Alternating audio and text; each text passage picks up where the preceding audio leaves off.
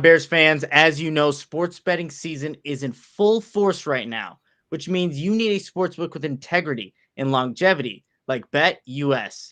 BetUS have been pioneers in the sportsbook industry for nearly 3 decades, thriving and paying you, the loyal customer. What's great about BetUS is they have loads of bonuses. So join now at betus.com today and receive a 125% sign up bonus by using code Chicago125. BetUS has all your NFL games with team and player props and loads of NFL futures and odds. And BetUS gives you plenty of options in addition to the NFL. You can bet on college football games, PGA golf, UFC matches, the NBA, and more. They have every bet type imaginable, and the BetUS mobile platform is easy to use with full betting options. Follow my lead and get your phone, online, and social sports betting partner with integrity and longevity like I did. Cash in on your 125% sign up bonus at betus.com with our code Chicago125. BetUS. You bet, you win, you get paid. BetUS. What's up, Bears fans, and welcome to another episode of the Chicago Audible Podcast. I'm your host, Nicholas Moreano, and I am joined by Mason West. And Mason, before we actually started this, it seemed like a long time since we had been on, but it was just last Thanksgiving. But I have to ask you, how did that turducken come out? Oh man, it was good, but it was all right. Like really, all three birds kind of melded together into a single poultry-y flavor that was you couldn't really distinguish one from another. I'm still chomping on it though. I guess still got some extra left over that I'm having here and there. Probably today's the last day that I can really do that. But if I did it again, I probably would have each bird prepare a little separately and then combine it versus getting it all as one big thing that I just throw in the oven. Okay, gotcha. I mean, I had to ask because I've never tried it, and just I was curious because that was a good topic of discussion. But I would say I think we're officially done with our leftovers as of I think earlier this week. And look, I don't mind, man. Like I love eating ham, stuffing, all mashed potatoes, all of it. I can do it for actually probably a week afterwards is probably my limit now that I think about it. It's great and it's perfect for Thanksgiving, but yeah, just had to ask you about that, Mason, before we get to talking about the Bears. And they're coming off a win, which has been something that we haven't been able to talk about for quite some time. So before we kind of dive into this preview episode, highlighting this week 13 matchup between the Bears and Cardinals, just quick hit on some of the news that's been happening up until this day, Thursday, at the time of this recording. Recently or earlier today, Robert Quinn was announced that he is the defensive player of the month for November for the NFC. So I think, great recognition for a guy that's really just a polar opposite of what we saw last year. When you saw him get the award, Mason, just what were your thoughts? Well deserved was one of the first things that I thought, and then the second thing I thought of was I did not think I'd be saying that. Like we keep saying that the change from last year to this year was so substantial, and you can't help but think like, what was the reason for it? There had to have been something lingering. A lot of times you don't really hear about players' maladies they had. There's a rumor about drop foot going on, all these things like that. There had to be something because to make that big of a change when the system is more or less the same, the players around him are more or less the same. One would imagine that there was something really going on with him injury wise, and it was great. It's fantastic that he made the flip that he did because he was really getting down, blasted by fans, media, etc. And it's good to see that turnaround. It definitely is. So I was happy for him. And, now we're in December. We'll see what Robert Quinn can do to just build off of that, fantastic November performance and what he was able to do there. And then just a quick hit on the injury report for today. And, Mason, you said jokingly before the podcast we started here, like, we could have 15 minutes on this injury report because it seems like every time the Bears have an extended break, whether it was their bye week or even this kind of mini bye after the Thanksgiving game, more guys end up on the injury list. So here are a list of players that did not practice today. For Thursday, you have Mario Edwards, Marquise Goodwin, Akeem Hicks, Allen Robinson, Roquan Smith, Damien Williams, and then Jimmy Graham didn't practice because of a vet day. You had Cole Kmet, who was limited, and so was Justin Fields. Obviously, Fields still dealing with that rib injury. And then the only person on the injury report that had the four-letter word full next to it was Tashawn Gibson. So lengthy list there, Mason. Out of any of those, and Keem Hicks is dealing with the ankle, Allen Robinson the hamstring, Roquan hamstring, Damien Williams a calf, and like I said, Jimmy Graham the vet. Is there anybody that's still is more concerning than any others on there? The ones that be the biggest for me are going to be Justin Fields and Roquan Smith. You can see the reason why, pretty similar youth, and they're what's going to be important for this team going forward. Once we get past this kind of a year that we've had going on right now. The rest, Akeem Hicks, is he going to be back next year? I mean, he's the heart and soul of the team defense when he's there, but he just has been in and out. Jimmy Graham, and yes, that was more of like a vet day thing, more likely than not. Marquise Goodwin, he's found a little bit of something the last couple of weeks. Mario Edwards, one less chance to get a penalty called on him, so there's that at least. And then Damien Williams, with the emergence of Khalil Herbert, you're like, okay, you're not too worried about that. And of course, Allen Robinson. I mean, Allen Robinson is still playing for a contract, so for him personally, it's big that he's missing. But at the same time, does he want to put himself out there when he's not 100% and either A, underperform, or B, potentially get hurt worse when there is a chance that he's going to be trying to get on another team or, playing for a new contract with the Bears? I mean, you still can't rule that out. No, you definitely can't, because these are important couple of games that are still left for the Bears. And looking at 4-7, I think the regular season kind of caps off where the Bears are looking to see what they still have in him, and obviously what Allen Robinson wants to see from himself. And also, you get a guy out once Justin Fields hopefully returns from that rib injury. I want to see Allen Robinson out there. I think that gives the best opportunity to not only see what Justin Fields can still do as a quarterback, but again, anytime you have your top receiver, your number one guy out there, it's going to help your offense kind of perform and stay on the field. So that was all I had for news. Mason, did you have anything else that you wanted to add before we kind of get into this Bears Cardinals matchup? Yeah, so before we get going, there's two other little things. One, earlier in the week, Matt Nagy was asked about Trey Cohen. Still really nothing heard on that front. And kind of goes back to what we had said at the beginning of the year. Don't really think that he's going to be playing this year. It was a big question mark of when he would come back. I was kind of saying maybe week 8, week 9, kind of that area. But then there was that questionable, was there a second surgery? And at this point, one probably can assume that he's probably not coming back this year. So that's always important to note. The other thing I wanted to bring up, I got a little mini game for you to play here, Nick. And I'll tell you why we're doing it afterwards. So I'm going to give you 3 players, player A, B, C. And I'm going to give you a stat line for each of those players. Your goal is going to be to guess who they are. So the only hint you get is Bears quarterback. That's all you get to know.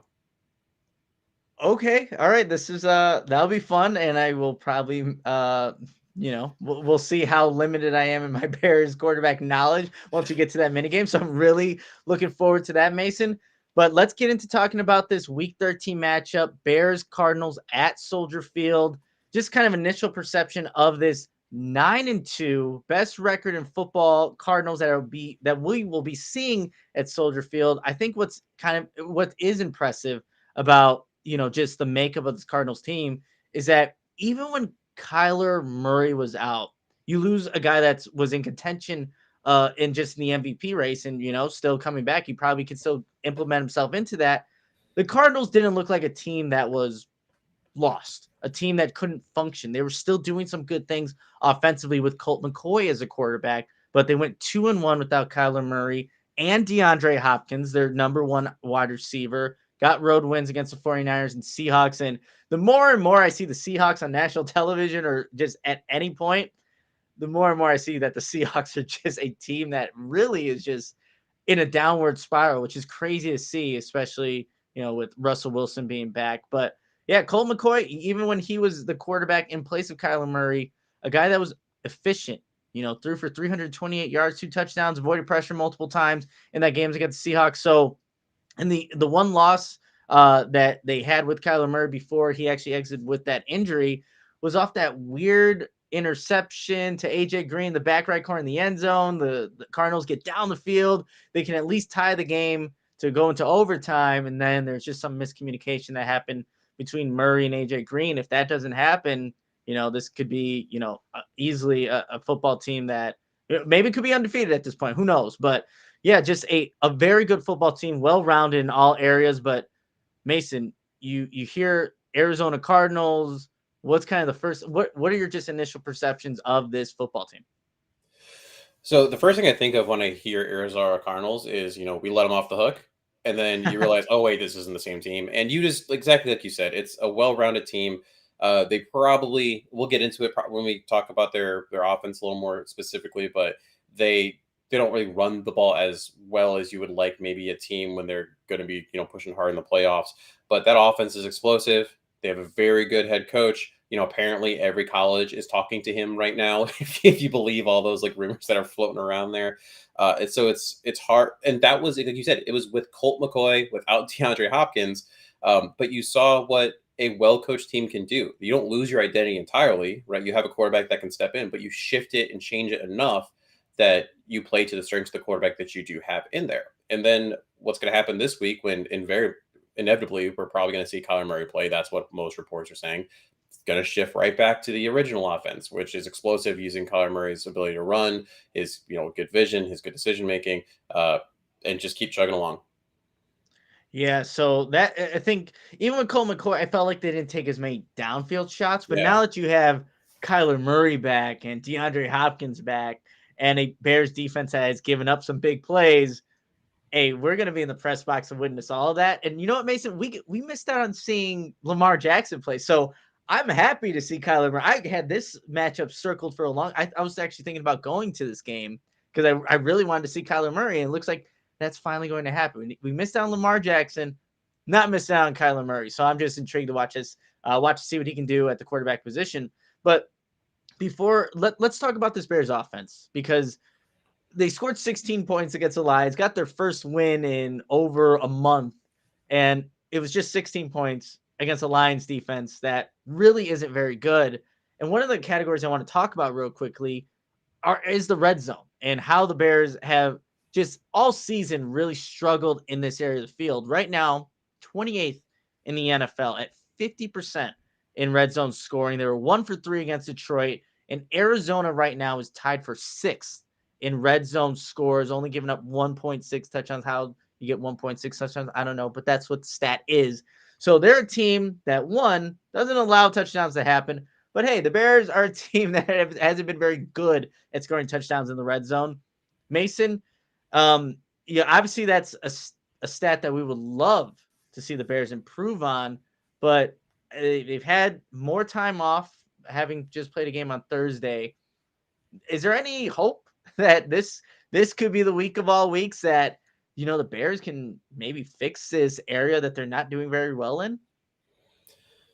Oh man. So what's the definition of insanity, right? Doing the same thing over and over and expecting different results. And that's kind of what the Bears do, the same thing over and over. It would also be insane to expect all of a sudden that something like that's going to change. All season long, their offense is ranked currently 28th in the league.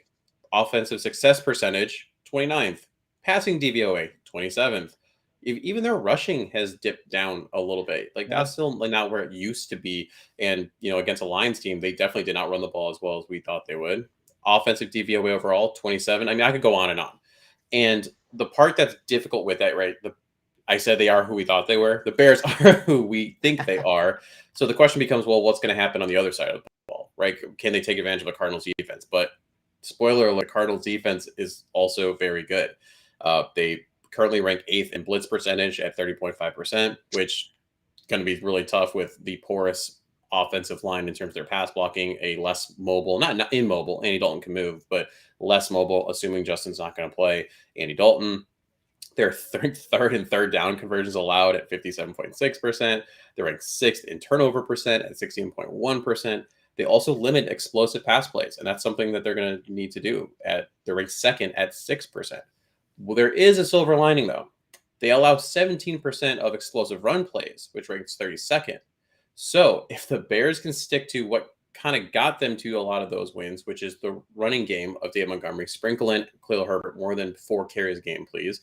They could potentially flip this around. And the question is, well, why does that happen? What happens is when they think it's a run play, they use a very, very heavy box with a lot of blitz. Now, if the blitz gets home, great. Usually you're going to get, loss of, you're going to get a tackle in the backfield, maybe a 1 or 2 yard gain. But if that blitz doesn't get home and, the lineman can get up to the second level, gap opens up. Now, all of a sudden, you create these big running lanes. And that's something that the Bears are going to have to take advantage of if they have any chance in this game. That's exactly. I had that in my notes here. The emphasis on the run game because they really got away from that, or it just hasn't. It wasn't a focal point in the game against Detroit, and when you go back to the game against Baltimore, it wasn't as prominent as we'd seen in the past. But this could be an area if you're looking to exploit something on this Arizona Cardinals defense. They've given up some yards on the ground, and even the Seattle Seahawks, as inept and dysfunctional as that offense is looking right now, they were actually able to do some things at times, just running the football. So that is definitely going to be a key area for this Bears offense, Bill Lazor, to scheme up runs for not just David Montgomery, but like you said, Khalil Herbert in this game, get a good mix, hopefully get a good flow of just runs in there. But, in order to do that, they have to be better in third down. They're currently 30th right now, Mason, and third down conversion percentage at 33.6. 5 of 13 against the Detroit Lions on Thanksgiving, and Arizona is third in the NFL in third down conversion percentage. So again, it's a Arizona Cardinals strength versus a Bears weakness on offense, and really a lot of the areas you can look at for the Bears offense are weaknesses, and you look in the opposite end for the Cardinals, their strengths. But I think one area as well that the Bears can try to utilize that will maybe open up things for the passing game, hopefully keep them on the field, is really just utilizing those tight ends. We saw it come back in a game against Detroit. We saw them utilize the tight ends in Pittsburgh. They kind of forgot about, they definitely forgot about it against Baltimore, where I think it was total, I don't even remember the total number of targets, but it just wasn't clearly enough. But they do that targeting the middle of the field. Jimmy Graham scored a touchdown, a seam route in the game against Detroit. You saw Cole Kmet being very effective, and even Jimmy Graham in that game against Pittsburgh, but it opened things up. So I think, this kind of goes into, our other segment of the show, like Key's offensive success. It really is running the football, David Montgomery, Khalil Herbert, but also utilizing those tight ends, opening the middle of the field up. And if you could do that, maybe you can get better in the other categories where the Bears are at bottom in the league with third down conversion percentage, red zones, those kind of areas. But those are definitely areas that I would like to see the Bears try to utilize in this game against the Arizona Cardinals.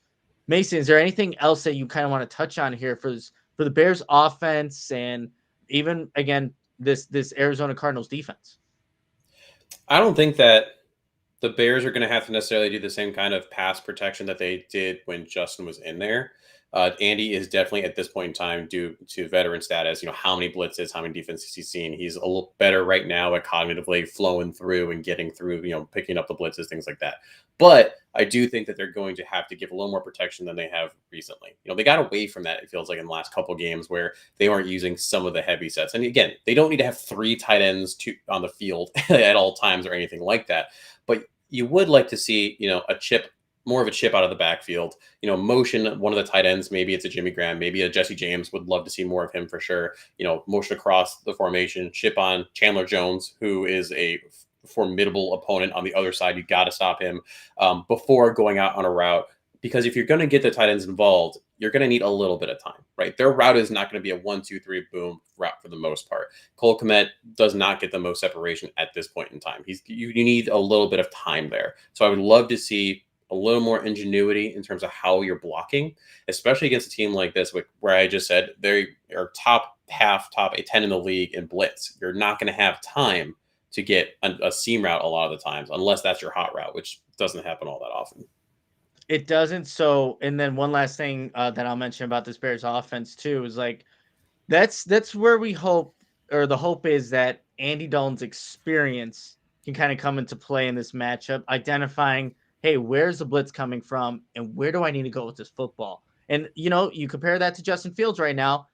Obviously, Andy Dalton's going to have a better idea of how to kind of approach those kind of things. So he's seen more in terms of defenses, what they can bring at him. So that's going to be the hope that maybe Andy Dalton's experience can help mitigate that high blitz percentage. Looking at Cardinals blitz 39.4% of the time. So if they're doing that consistently, you're hoping that Andy Dalton can identify where to go, and that even the play has kind of that I guess out route or something just to where you can identify, well, this is where we can beat the blitz. Or, hey, if Andy Dalton needs the audible, which he's capable of doing as well, that can also help this Bears offense stay on the field and hopefully put up more than 16 points, because you're scoring 16 points against the Cardinals. They're going to double that. And then it's not going to be a very good day for us at Soldier Field. One last, I guess, area to kind of highlight too here for this Bears offense and this Cardinals defense. Mason, when you look at this matchup, what concerns you the most when you look at the Cardinals defense, what they can do, the playmakers that they have, and against this Bears offense? Is there one player? Is there something in particular that really concerns you in this matchup? It's a combination of two things because they definitely feed off each other. One is going to be, again, I mentioned him earlier, Chandler Jones. I mean, he's had a couple of really good games this year, and he's had some quiet ones too. But for the most part, that ability to generate pass rush is huge. And then off of that, it's going to be the turnovers, right? So, and we saw that in the Lions game. There were, I thought, at least two other passes that Andy Dalton could have had intercepted, one of them being in the red zone. And then eventually he did give one away. If you have any chance to beat this Cardinals team, you cannot leave the red zone with 0 points. And you really, really shouldn't be leaving with just 3 points. You have to be trying to convert because it's going to be difficult to get there in the first place, let alone score. So you cannot be turning the ball over, and Dalton's going to have to stay calm under pressure. He shouldn't be trying to fit it through super tight windows, and the ability to pass block and stop that Cardinals pass rush is going to be a big part of that. It absolutely is. And that's kind of what I had here in my notes. And the thing about Chandler Jones and Marcus Golden has 10 sacks on the season. Well, to Chandler Jones has let's see where I have you at 8 sacks. They swap sides. Like this, you'll see Chandler Jones primarily go against the left tackle, but it's not going to be uncommon for those guys to switch and actually stay on that side for an entire series. And then when the next defensive series for the Cardinals comes up, they may be on the opposite end. So if you're Larry Borum, you're Jason Peters, you better be they obviously are looking at film on both these guys because they're going to see them both come at them at different times throughout the game. So you got to be prepared with what they can bring as pass rushers, because the Cardinals have 29 sacks. They are just 3 behind the Bears. They can get after the quarterback, and they like to blitz, something that the Bears do not do. So definitely have to watch out for that in this matchup. So before we talk about this Bears defense, I have to tell you about our partners with Owen. If you're like me and Mason, we like to work out and stay active. And after a great workout, it's important to give your body the amino acids it needs to repair and rebuild proteins. And that's why we drink Owen. That's right, Owen, which stands for only what you need. All of Owen's products are plant-based, free of artificial ingredients, and are allergen friendly.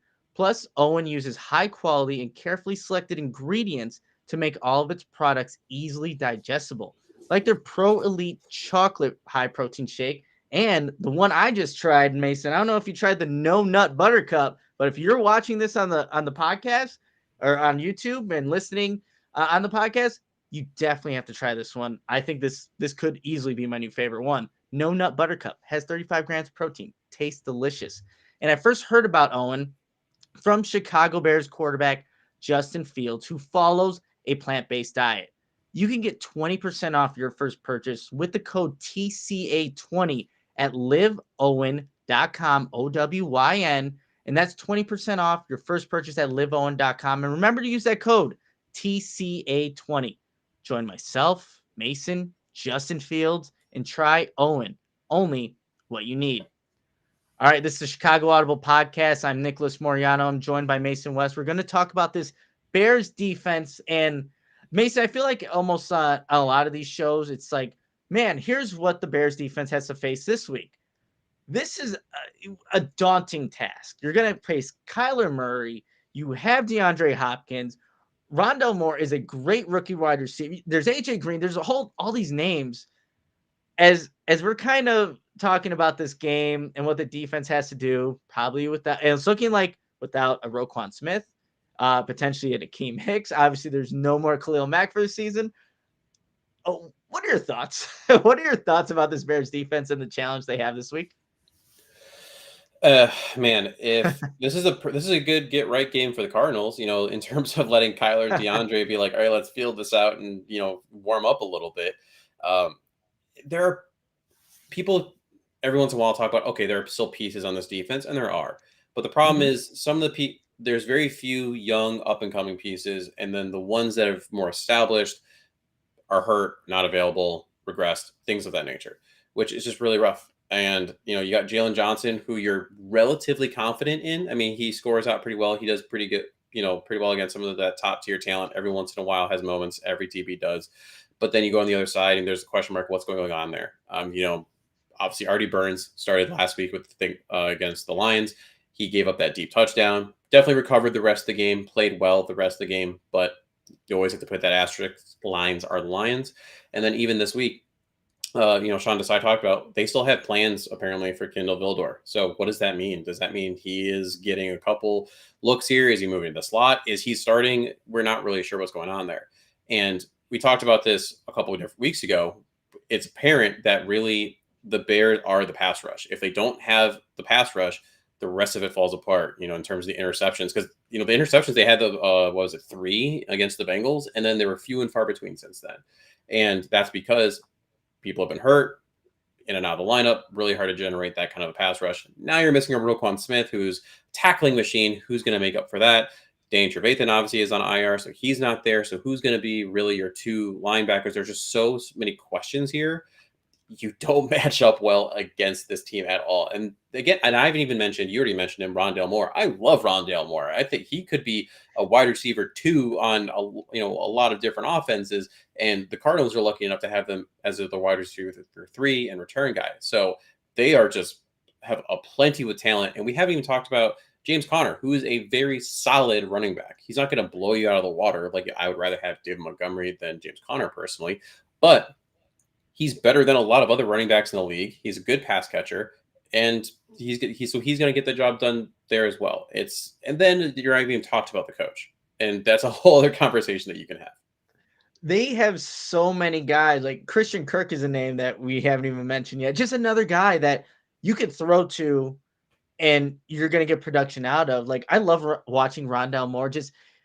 And we'll talk about this later, specific yards after catch, what he's able to do avoiding players. Like, I foresee that being a problem on Sunday, especially if the weather is bad. I think it's going to be raining and cold. Yes, obviously the Arizona Cardinals play indoors, but when you have that many playmakers, it definitely helps, even if you're in an environment that you're not very used to. But I'm glad that you brought up, like, there's questions. Like, one of them is, like, how does the defense adjust without a Roquan Smith manning the middle of this defense? Is it Christian? Like, it most likely in this game, with all those weapons we talked about, you're going to see Christian Jones and Alec Ogletree. I mean, how are we feeling about that? Even for people in the chat, definitely chime in. How are you feeling about that duo of linebackers to man the middle of the defense and not only have to, again, stop James Conner, who's been pretty productive in the run game as of late with Kyler Murray and DeAndre Hopkins out, but they also have to drop back in their zones and defend the middle of the field, where Zach Ertz, who's another guy we forgot about him. He's been doing some good things in the middle of the field, like the Bears tight ends have done when they actually call plays for them, but he's been productive there. I don't like that at all. I like, to be completely honest, Mason. So that's one area. You talked about Artie Burns in place of a Kindle Vildor. I'll say in this specific matchup, I think I do want the bigger corner in Artie Burns with some of those guys you're going to see on the outside, like an AJ Green, DeAndre Hopkins. But still, he got burned on that double move. He did play better in that Detroit game, but it's no easy task. Like, if I'm Cliff Kingsbury, which, that means I'd have a very luxurious home. I have great hair, which whatever. But I would look at that side of the field and where Artie Burns is at, and you're going to test him. And you're going to have to roll safeties that way and see how that kind of goes with your coverage. So Sean Desai, he has a hell of a task this week. And I feel like that's been, we've said that a couple times. That's for sure, Mason. So, yeah, go ahead. Yeah, and that's not even getting into the nitty gritty of what the Cardinals do on offense. Talking about how often they use screens in the play action, right? Cardinals use screens 16.2% of the time, which is first in the NFL, and we've seen how the Bears cover screens not very well most of the time. Play action 36.6% of the time, which is second in the NFL. And obviously, that play action is something that if you have a linebacker that's been in there in a little bit, which like a Christian Jones, maybe a Caleb Johnson gets a couple plays here and there. Do they bite on that? And then they do so well in the red zone, which is so if you let them in there, they're more or less going to score at 70.5% of the time, third in the NFL. On third down, they rank seventh in the NFL in terms of their conversion there. I mean, they're chugging along. It doesn't stop. And they're one of those teams that really define what the NFL is becoming in terms of the spread, right? They run 3 to 4 wide receiver sets like no problem. Every once in a while, they might even have like a fifth one out there.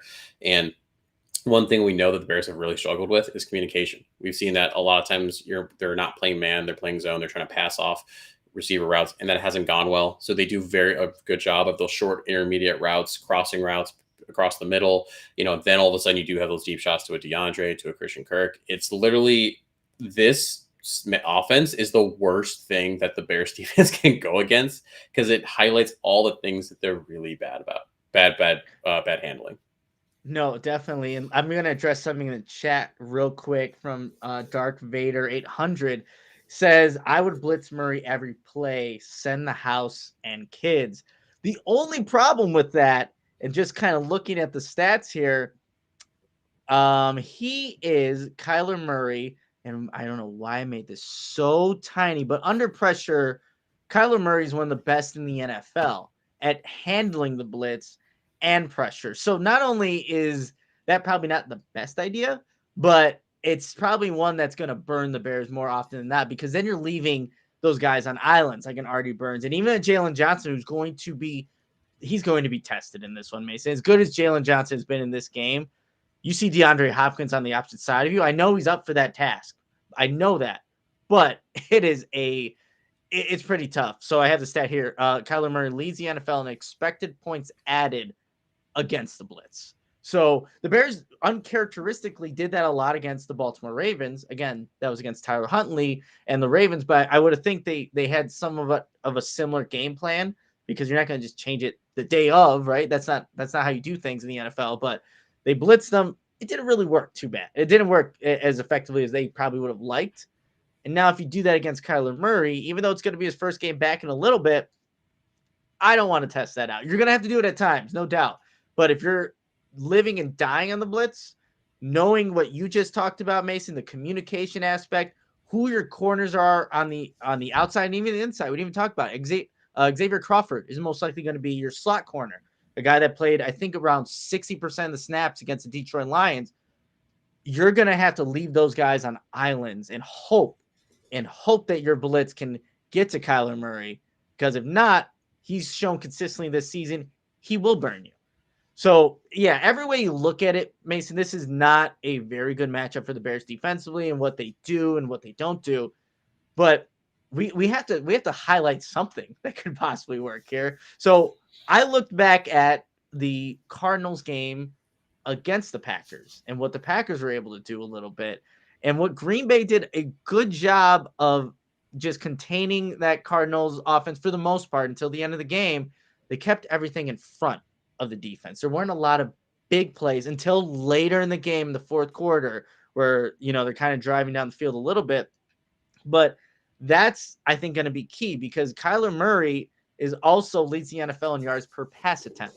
But if you could take away those deep shots, let them try to drive the length of the field, and they can do that. But you'd rather them do it the long way, and hopefully, maybe there's some mistakes, whatever it may be. But for the most part, Green Bay did a good job at that. They forced some turnovers. Like I mentioned, that one interception at the very end, miscommunication on their part, but Green Bay limited Murray in that aspect of the big chunk plays. And if the Bears can replicate that, which, I'm not very confident in saying that, but if they can, that's going to help them to be successful in this matchup. Mason, as we look at this, and is there any other areas that the Bears can possibly do, or that, hey, if this goes well for the Bears' favor, this could, and I'm not going to say a win, but gives them a chance. And I agree with what you're saying. If they can keep it in front of them, like you said, they have a chance. But the problem with that is you need a lot of gang tackling, which the Bears have Yeah. not been great at tackling. You need speed to be able to cover. They're missing Roquan. You need to be able to generate a pass rush with probably only your front four, which that might be the little thing that can do it, right? The offensive line for the Cardinals, they're not like amazing, but they're also not bad. So they're right in the middle there in terms of a lot of their advanced stats. And so can a Robert Quinn generate pass rush on his own? Can a Travis Gibson generate pass rush on his own? Can a Bilal Nichols flash and get upfield, right? And can Tonga clog up the lanes and take up double teams and things like that?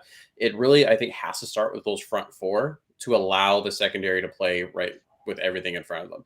If you don't have that, if Kyler is just sitting there, if they're able to move the pocket, roll out, and all of a sudden, you have Robert Quinn trailing by 5 yards, then no, you're going to have a really long day. The positive to that is a lot of that front seven has the hustle they have, the grit they have. It's definitely one of the best in the league. I mean, we constantly talk about how did you see how Robert Quinn was able to make that tackle 15 yards downfield, even though that's always terrible to say in terms of that kind of a play. You're talking about, hey, were you able to? Did you see every once in a while when he does flash a Bilal Nichols, right, make a little bit of that hustle play? So at least you have that aspect of it, but the fact that that's what we're trying to hang our hat on definitely shows where the Bears defense is and the kind of upper echelon that this Cardinals offense is. Yeah, so I will say one last thing about this defense. What could help them too is if you can take out that Cardinals rushing attack. Like I think we've seen in the past couple past couple games now, Eddie Goldman is returning to form and is playing like his former self prior to the lockout season, where he's stuffing the run. But you're also seeing, like, even in the game against the Detroit Lions on Thanksgiving, Angelo Blackson was showing flashes as well, more consistently than I had seen in the past couple of weeks. So if you can have that mixture of those two, and we don't know the status of Akeem Hicks, but if you can have those two playing stout in the middle, kind of limiting what the Cardinals can do on the ground, hey, at least maybe that could be one area you don't have to worry about as much, because there's so many weapons in this passing game and all the potential of yards after the catch and things like that from those guys. So that could help the Bears. But if the rushing attack's is effective with James Conner, Cliff Kingsbury has a game plan where all the receivers are involved, and that's the thing too. The Cardinals will distribute the ball. It's not like it just has to go to DeAndre Hopkins or an AJ Green or whatever. They will distribute it. And then it's just like on any given play, you're guessing, and that you're being hesitant, and that leads to those missed tackles and all the things that we've kind of seen from the Bears defense from time to time. All right, Mason, it's a tough task, but we're going to get into the next portion of our show with our X factors for this game. And I have one on offense, one on defense, but I'll defer to you. What do you got? Where do you want to start, actually, too? Yeah, because I grabbed both as well. I'll go offense. So will defensive coordinator Vance Joseph's familiarity with Andy Dalton help the Cardinals, or will Dalton know Joseph's defense? Because, Joseph was with the Bengals when Dalton was there. So there's absolutely a chance that Andy Dalton knows what Vance Joseph's going to bring, maybe some of the blitz packages, understanding some of the personnel groupings, things like that. But it can certainly go the other way, where Vance Joseph knows Dalton's tendencies, understands where his eyes go, where the ball is going to go, how to rattle Dalton, how to get him off his game. So it's going to be really interesting to see who can take advantage of that familiarity. No, that's a really good one. I like that a lot. I'm going to throw out an offense one just really quickly, and this is going to sound really weird. All right, an X factor, and hear me out before you just click off this YouTube channel real quick.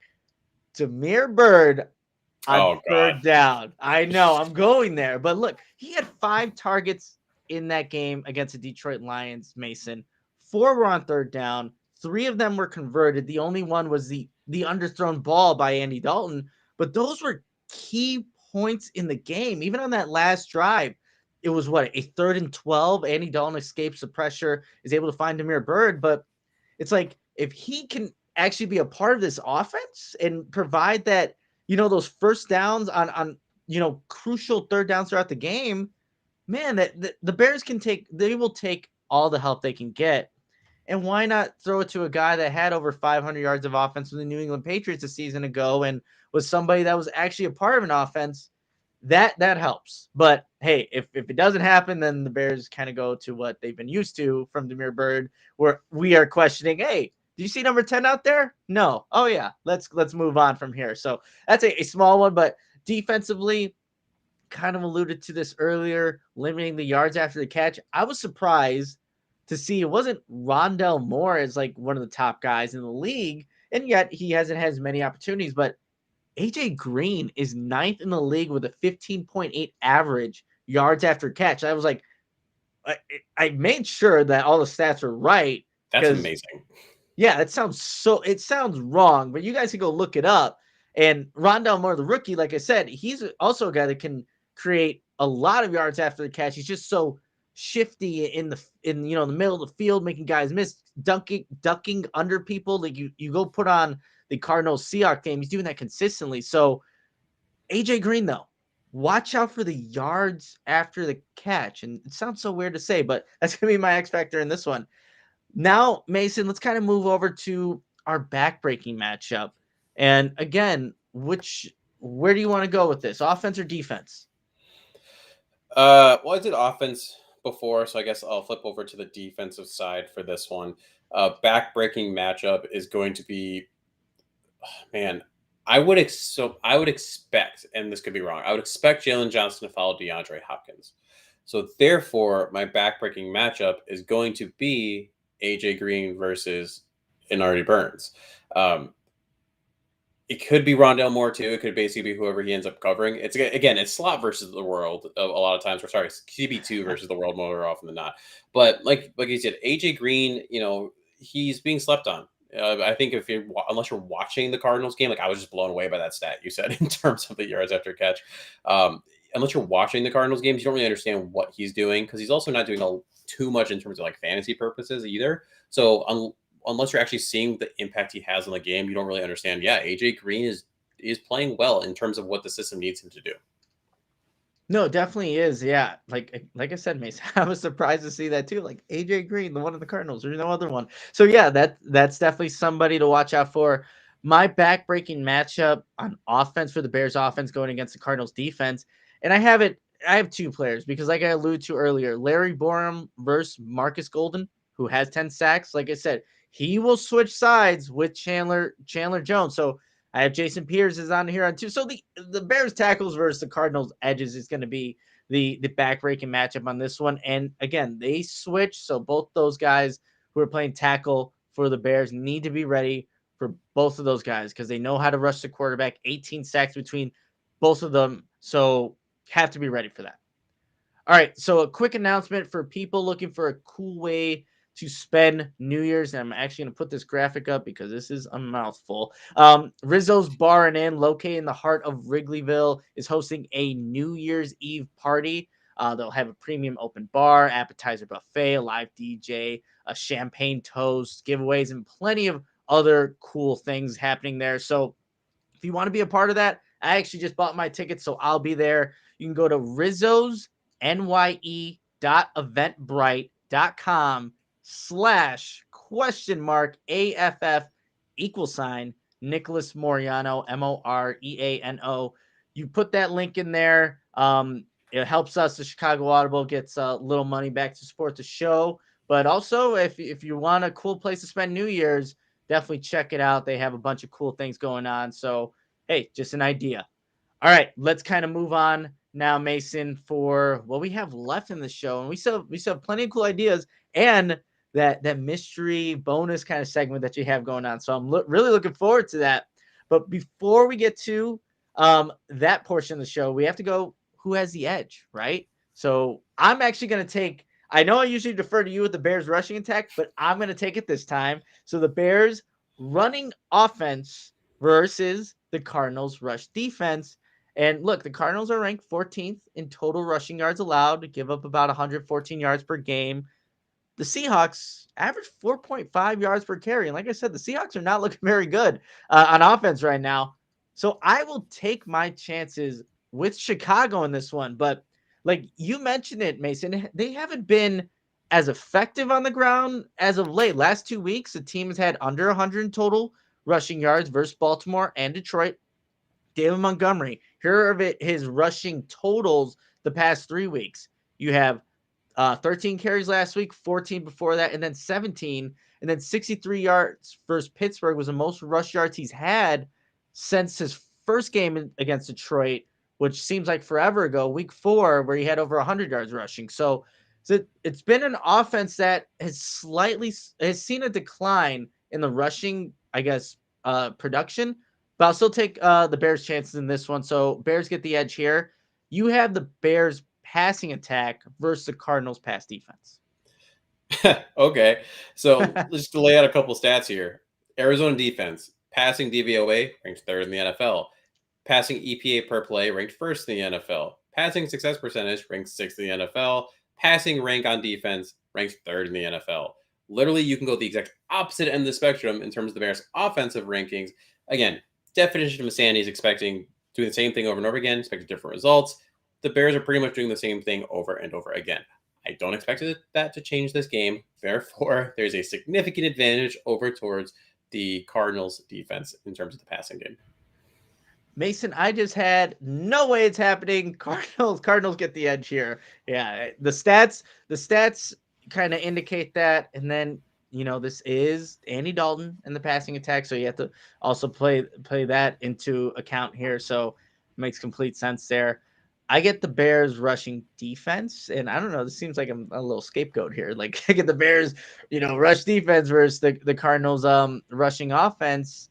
And again, I will take the Bears in this one. So since Kyler Murray has been gone, James Conner has become more of a focal point in this Cardinals offense. 21 carries in 2 of the last 3 games, scored at least 1 touchdown in the last 5 games. But the Bears did, they gave up 123 yards rushing to the Ravens and 76 yards to the Lions. But hey, there was no Lamar Jackson in that game against the Ravens, and DeAndre Swift left early. So this is going to be a good challenge for them, especially if James Conner is able to play the entire game, because the Bears have been kind of lucky the past 2 weeks in terms of the team's like leading rusher. So, but I think the Bears have had a couple of guys in particular step up, like I mentioned, Eddie Goldman, Angelo Blackson, and if Akeem Hicks can play, that's definitely going to help. But I'm going to give the edge to the Bears rushing defense.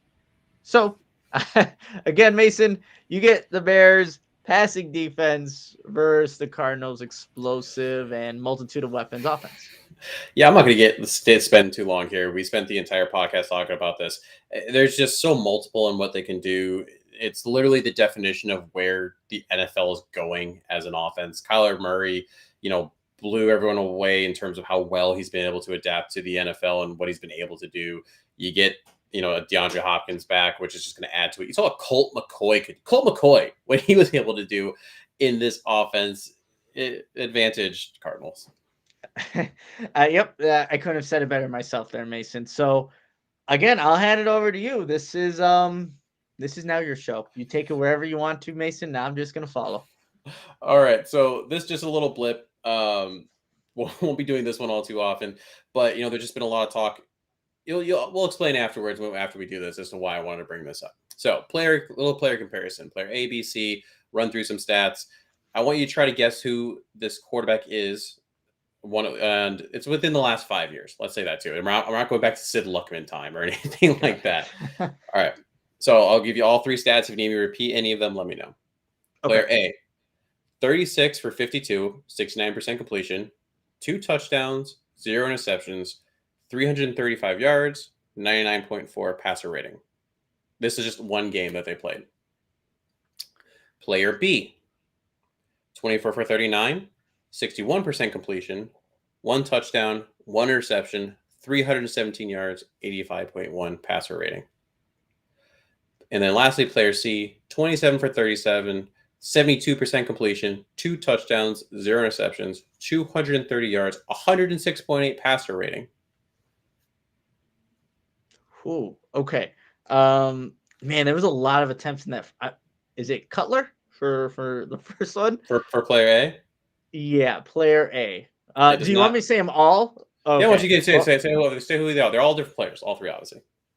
so I'm wrong on Cutler for A. Oops. The other one didn't sound like. And you said the last 5 years, right? Last 5 years. I'm trying to like. Who have we had in the last 5 years? There's been a couple. Why am I blink? McCown. McCown's B. He's probably not. McCown's B. Okay, that's your guess. Keep going. Oh, that's my guess. That's right. And then the last one. Anybody in the chat got anything? Thanks a lot, you guys. And, last one. I mean, I'll go Mitch. The last Yeah, one. This is Mitch was the awful. I'm last one. 0 for 3. I know it. So let's go.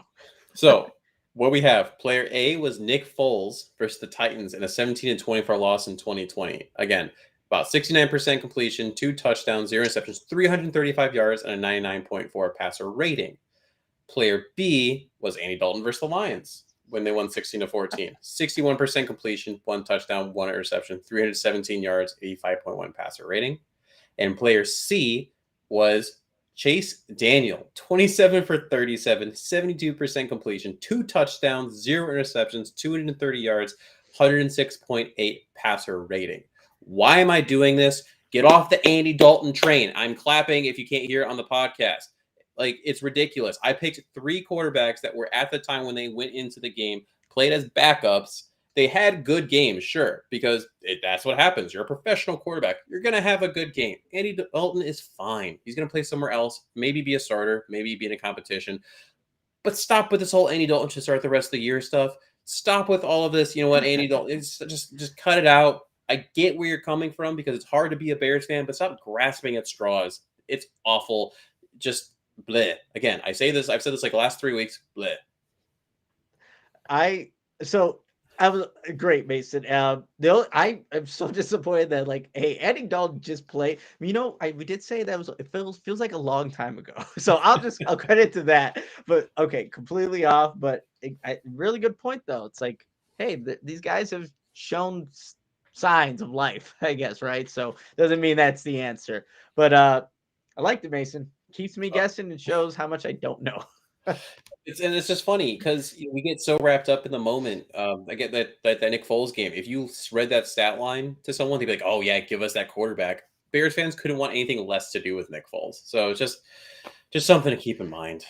I completely forgot he like, I'm not even going to lie. Like, I was thinking like, who quarterbacks last 5 years.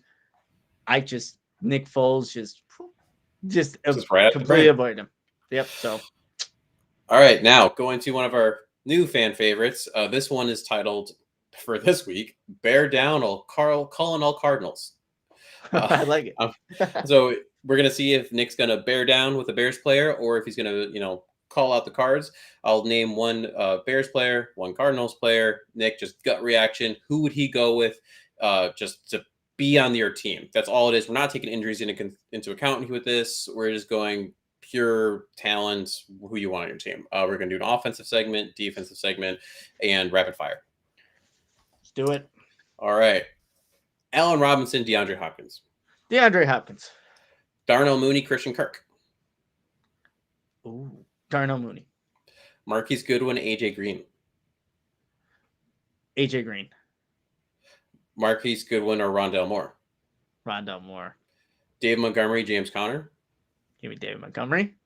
Khalil Herbert or James Conner.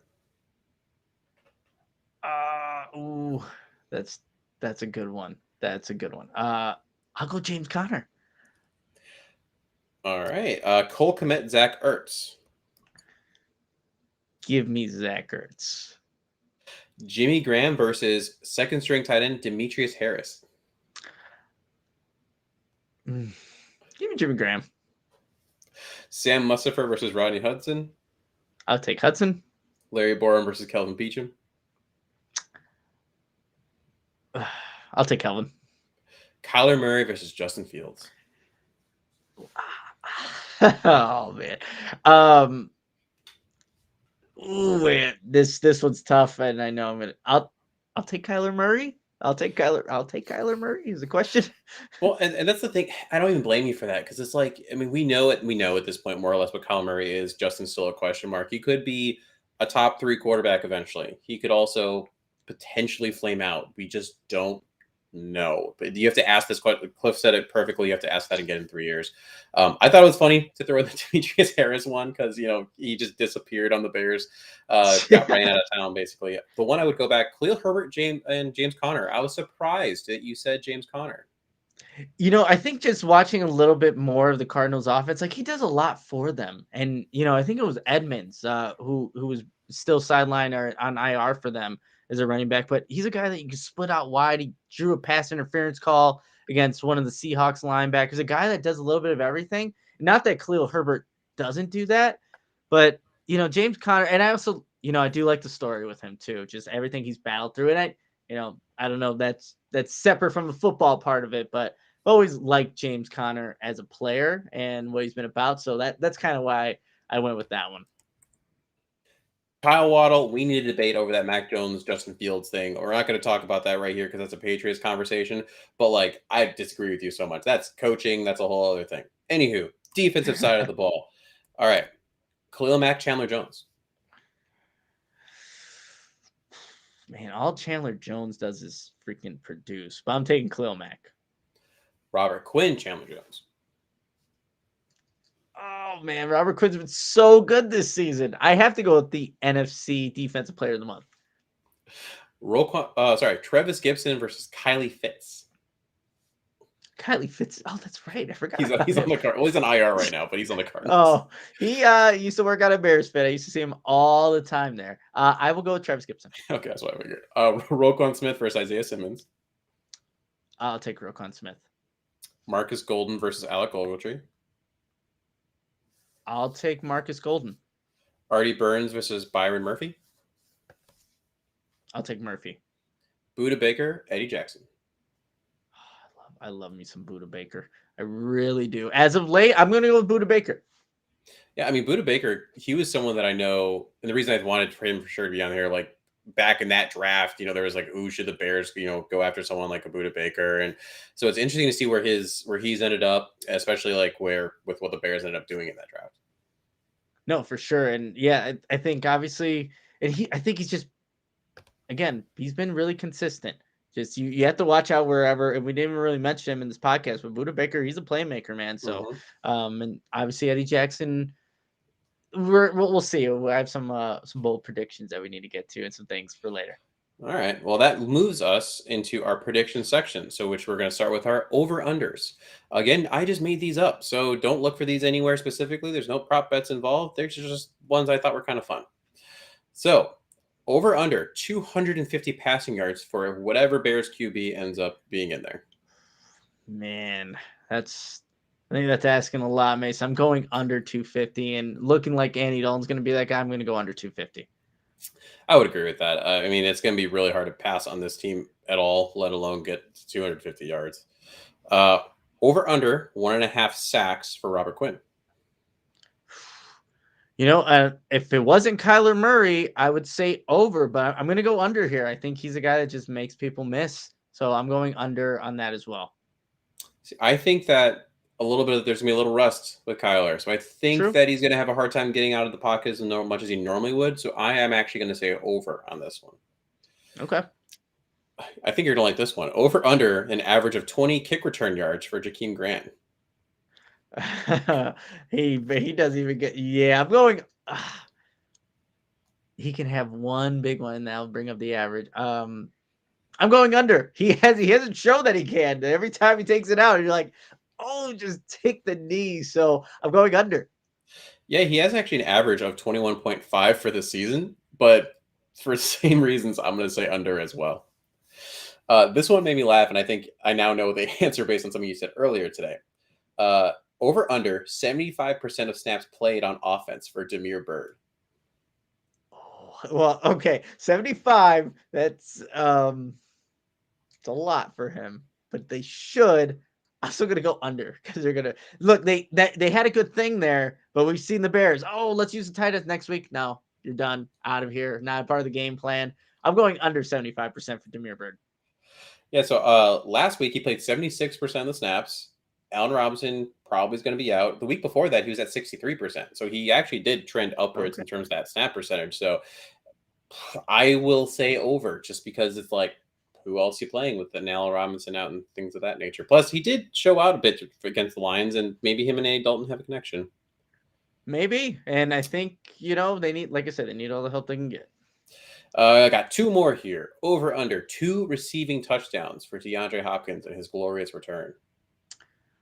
I'll go under the 2.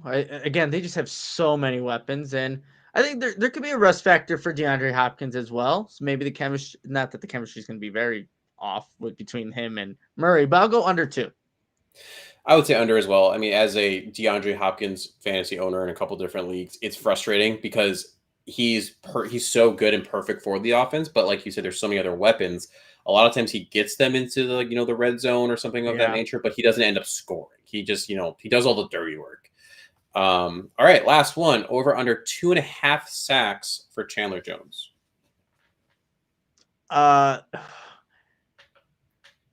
He's going to have under that. I think he'll have under 2.5 sacks, but I think there's going to be a lot of pressures from Chandler Jones. I can just see it happening. Again, they love the switch, so I think he'll have close to 2.5, but I'll go with the under on there. Yeah, I would have to say under as well. If only just because some of the Marcus Golden's going to get his too, so there's a chance that he steals a half a sack or splits half a sack or steals a sack away from him.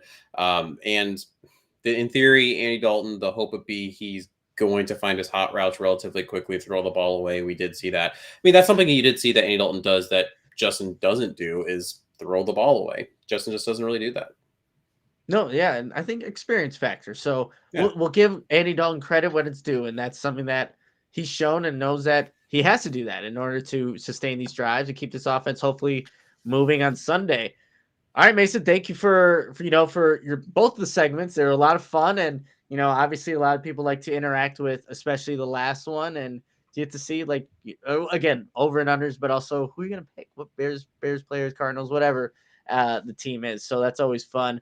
But now we're gonna go into bold predictions, and this is a great opportunity for people in the chat too as well. Drop your bold predictions, Mason. I'm going to you first. What do you have as a bold prediction or predictions for this Bears Cardinals game? Yeah, I can never decide, so I always got to do both. So on offense, David Montgomery scores 2 touchdowns and rushes for over 100 yards. I think that this Cardinals defense can definitely be taken advantage of in that area. And while we know that at times Nagy can get away from the run, debate whether who's the play caller, whether it's him, Blaze, or whatever, that he will see okay, this is our path to victory. We're not going to win airing out with Andy Dalton. And then on the other side of the ball, Bears allow Kyler Murray to throw for over 320 yards. Ooh, okay. I like it. I like it. For my bold prediction, I have Eddie Jackson getting a pick 6. He had one taken away back in 2018. He had one taken away from him because Khalil Mack had an offside penalty, and Eddie Jackson would have been the front runner for the defensive MVP that year if that play would have stood. But I have the bold prediction: Eddie Jackson finally gets that turnover I think people have been wanting to see, that people need to see at this point from him to show that, hey, he still has that playmaker in him. So bold prediction: Eddie Jackson gets a pick 6 on Kyler Murray.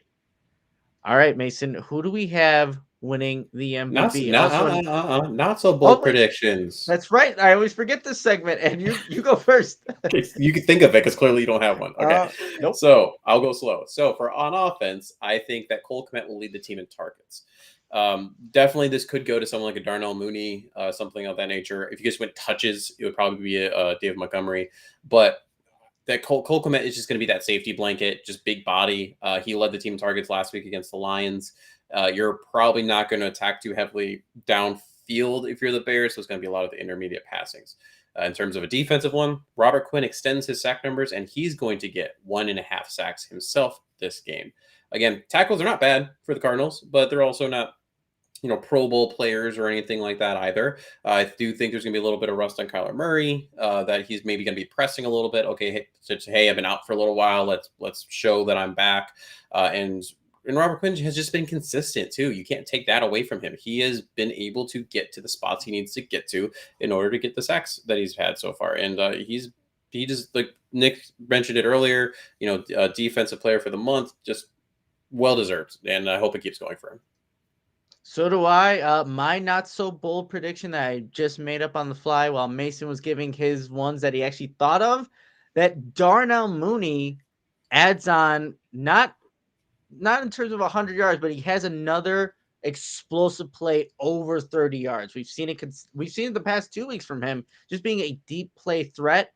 Darnell Mooney at least has one of those in this game against the Cardinals. A defense that has a pretty good secondary and limits those explosive plays. Darnell Mooney at least gets one in this one. All right. Now let's predict the MVP in this one. And I don't know if I'm going to contradict myself, but from what I said earlier this podcast, but I think Robert Quinn is going to be the MVP. If the Bears have a chance at winning this one, he's causing havoc in the backfield, not only by sacking and applying pressure on Kyler Murray, but Sean Desai said in his press conference today, he's just had so much improvement in how he's playing the run. So that's going to be a big factor in this one. Obviously, he just won the NFC Defensive Player of the Month. Let's see how we can build off that November going into now December. So I'm predicting the MVP, I think it's going to be Robert Quinn in this one. What about you, Mason? Yeah, I got David Montgomery. A couple other people in the chat just threw that out there as well. Both Cliff and Kyle.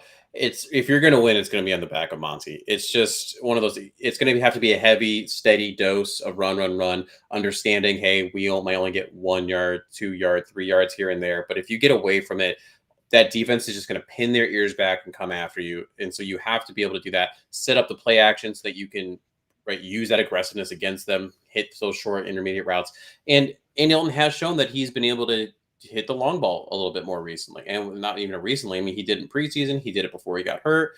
He just has needed the opportunity, and I think that's even been more so since he has sat out in the last couple of games. So, the Bears will only go as far as David Montgomery literally carries them. And we'll see how far that will be on Sunday when we are there at Soldier Field. So, Mason, when it's all said and done, we just talked an hour about this matchup. Bears, Cardinals, Week 13. Best record in football the Arizona Cardinals have at that 9-2 record. Who do you have winning? What is going to be the final score? Who do you got? 38-17 Cardinals for the trillion reasons we said. They were 7-0, to start the season. People almost kind of are almost forgetting that they were that good. And I don't know if it was just because Murray being out and DeAndre being out, just stuff like that. It's one thing you haven't really seen this year across the NFL, which is actually kind of fun, is there's been a lot of parity. So you really haven't seen one team take over. And part of that is because, unfortunately, Kyle Murray was out. He's back. DeAndre's back. They're going to reclaim probably the title of best team in the NFL. Mason, I don't have it as lopsided, but I do have the Cardinals winning this one. You just look at everything they have, offense, defense. I think it's just too much for the Bears to handle. I have the Cardinals winning this one 28-20. Again, there's just too much for the Bears to handle here. The one way they can possibly win this game, and so one area where I think the Bears are better at in terms of scoring, it's fourth quarter point scoring. And this is a skewed stat because the Cardinals usually don't have to score in the fourth quarter because they've already had the game sealed and done and over with. Right now, looking at it, the Cardinals are 28th in the NFL in fourth quarter points, only scoring 5. Well, guess what? The Bears are 22nd in the NFL with their 5.6. So if it's a close game, I'm not taking the Bears or the offense or the confidence in them. But I will say this. When the Bears needed a score on that last drive, the Bears offense has delivered. They just haven't held on to the leads in Pittsburgh and Baltimore. They actually did that against Detroit. But again, sarcasm there, if you can't tell. But I have Arizona winning 28-20. Confidence meter in this one, I'm at about a 7.5 that the Cardinals are going to take care of business and beat the Bears. Should be higher, but again, we don't have to recap everything that they have. You just look at the two teams, how they played this season up to this point. The Cardinals are a better football team. And yes, maybe weather could play a factor, I don't think it's going to play that much of a factor when it's all said and done. So 7.5 for my confidence mirror that the Cardinals will win. Where are you at, Mason? 9.9 that the Cardinals Okay. will win. I mean, you always have to leave a little bit of wiggle room just in case, but like you said, they're just straight up a better team. They showed they were able to weather adversity with Kyler and DeAndre going out. They show that they are just a better coached team, which is obviously a huge part. They've shown that just that they can be multiple, like we've talked about, and literally the exact opposite can be said for the Bears in pretty much every facet. Defense is getting broken down and older. Offense is just spinning in place. 16 points again, like we've talked about over and over again against the Lions, is the thing that you get excited about. When you picked the Bears to score 20 points, my jaw dropped a little bit, but at the same time, I was like, you know what, that's their ceiling. So I mean, you gave them the most points you could. You can't really give them more than that. So there's just not really anything about this matchup that would make me say, sure, the Bears have a chance. No, I get that. Yeah, I put like if I put anything over 20, that's just unrealistic. I wouldn't be doing, our listeners' due diligence if I said anything over 20. That's out of here. I will. There is one thing that I mentioned. I definitely had in my notes, but I don't know why I didn't mention it. If this does somehow, some way in God green earth become a close game, and you have to rely on field goal kicking, this could be interesting because we just saw what Cairo Santos missed what was it, a 53 yarder, or was it against the Detroit? It wasn't even close, right? And again, there was I guess mechanical issue and why that ended up being short. But Matt Prater outdoors against the Seattle Seahawks, he went 1 for 3 in terms of his kicking. So he showed some inconsistencies there. And if there's some rust factor between Murray, Hopkins, and that offense for some reason, and you have to rely on Prater, and he's hit some big time kicks in his NFL career, but last time he was on the football field, that wasn't the case. He was inconsistent a little bit. So could be interesting. But just to kind of wrap things up here and to put a bow on this week 13 preview show, just want to say, so Mason and I are planning on going to the game, kind of looking past this Sunday matchup against the Cardinals. We plan on being at Lambeau Field to cover their game against the Packers, Sunday night game. So there's obviously expenses and things of that nature. So if you're feeling inclined to do so, and I'm trying to see if I can get this up here on the screen, and I got it. So you could send us a Venmo at the Chicago Audible. If you're someone who loves use social media like me, you'll actually see that on our Twitter page. There's actually a little icon. I think it's a little money icon. I don't even remember what it looks like, but you can click on that, and any donation that you guys send will go to helping us just cover gas, maybe a place to eat, wherever it may be. I also plan on going to Seattle, and then I do want to go to the last game of the year against the Minnesota Vikings in Minnesota to cover those games. So you can help us out by sending a donation through Venmo at the Chicago Audible. It is my birthday on Saturday, so if you're feeling inclined to do so, you could do that as well. But that's where I'll wrap it up, Mason. You got any final thoughts for this Week 13 preview show? The only other thing I guess that pops in my mind is also keep in mind what's going on for Monday. I think that's the day that the Bears have to activate Tevin Jenkins, if I'm not wrong. So that's just some news to kind of be on the lookout for more, Sunday evening, early Monday morning. So yeah, after most likely the Bears lose, look to see if there's more bad news with Tevin Jenkins not being activated or whatever the Bears decide to do with him. And I'm just curious to see what he can look like on the football field, regardless of what the Bears record is at. I really want to see Tevin Jenkins play football. A lot of us really want to see that happen. So thank you, Mason, for that information. But that about wraps it up. So everybody that tuned in live, that will listen to this on their way to work, during the gym, like we had some, obviously, Mason, like some people like just post all the Spotify results of the podcast. So that was really cool to see the Chicago Audible on there for people that listen to us consistently throughout their day. That was really awesome. So yeah, if you want to post that, tag us in it. We'll definitely reshare it, retweet you, and we really appreciate everybody that listens from all around the world. You guys are the best. But you'll hear from Mason and I after the game on Sunday, regardless of what happens in that Week 13 matchup with the Arizona Cardinals. But until next time, bear down, Chicago.